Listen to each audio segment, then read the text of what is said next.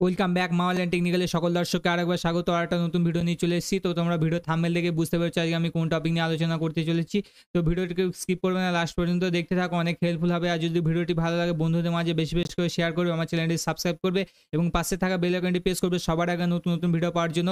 তো আজকে আমি দেখাবো বাংলা সহায়তা কেন্দ্রে তোমরা কিভাবে চাকরি পাবে বা বাংলা সহায়তা কেন্দ্রে তোমরা কিভাবে নিয়োগ প্রক্রিয়া হয় বা কিভাবে তোমরা অ্যাপ্লিকেশন করতে পারবে, তার সমস্ত কিছু এই ভিডিওর মাধ্যমে বলবো। লাস্ট পর্যন্ত দেখো, অনেক হেল্পফুল হবে ভিডিওটি।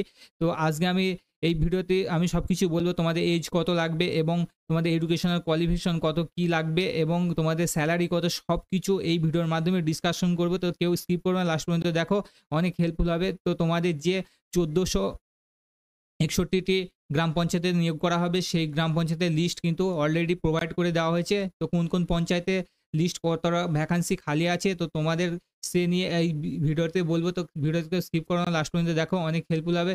তো আজকে আমি দেখাবো তোমাদের সেই লিস্ট। তো এই হচ্ছে সেই লিস্ট, প্রত্যেকটা গ্রাম পঞ্চায়েত অনুযায়ী তোমাদের কিন্তু ভ্যাকান্সি কিন্তু প্রকাশ করা হয়েছে, প্রত্যেকটা গ্রাম পঞ্চায়েত অনুযায়ী।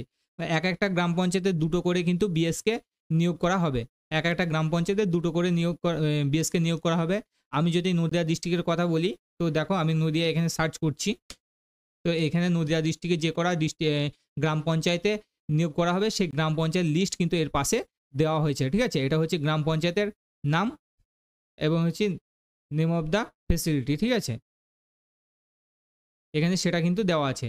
তো নদিয়া ডিস্ট্রিক্টের 77টার মতো গ্রাম পঞ্চায়েতে নিয়োগ করা হবে। ঠিক আছে, 77টা গ্রাম পঞ্চায়েতের মতো নিয়োগ করা হবে। এবার 77কে তোমরা যদি 2 দিয়ে গুণ করো, ঠিক আছে, যা হবে তাই ভ্যাকান্সি তো নদিয়া ডিস্ট্রিক্টের জন্য এলিজিবল আছে।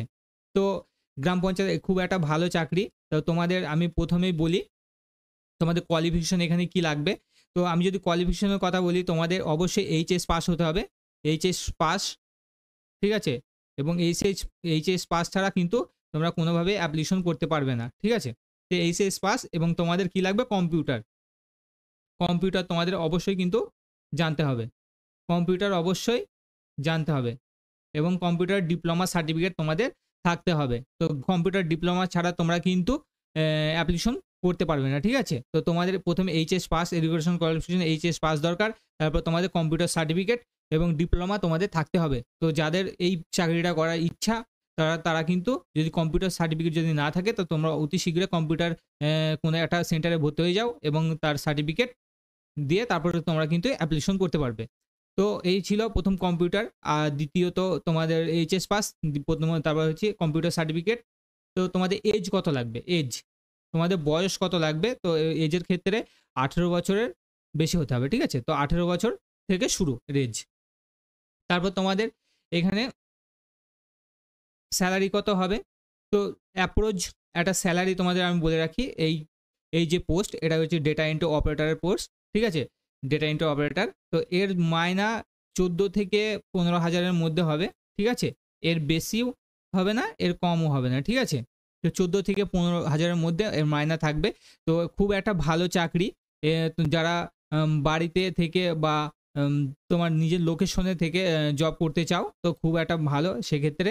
তো এই ছিল পুরো গ্রাম পঞ্চায়েতের লিস্ট, এটা দিয়ে দিচ্ছে। তো আমি এটা ভিডিও ডেসক্রিপশন বক্সে দিয়ে রাখবো এই লিঙ্কটা বা এই পিডিএফটা, তোমরা সেখান থেকে ডাউনলোড করে তোমার নিজের ডিস্ট্রিক্ট বা নিজের গ্রাম পঞ্চায়েতে যদি কোনো পোস্ট ফাঁকা থাকে সেটা তোমরা দেখে নিতে পারবে। ঠিক আছে, তো এই ছিল আমার একটা ছোট্ট ভিডিও।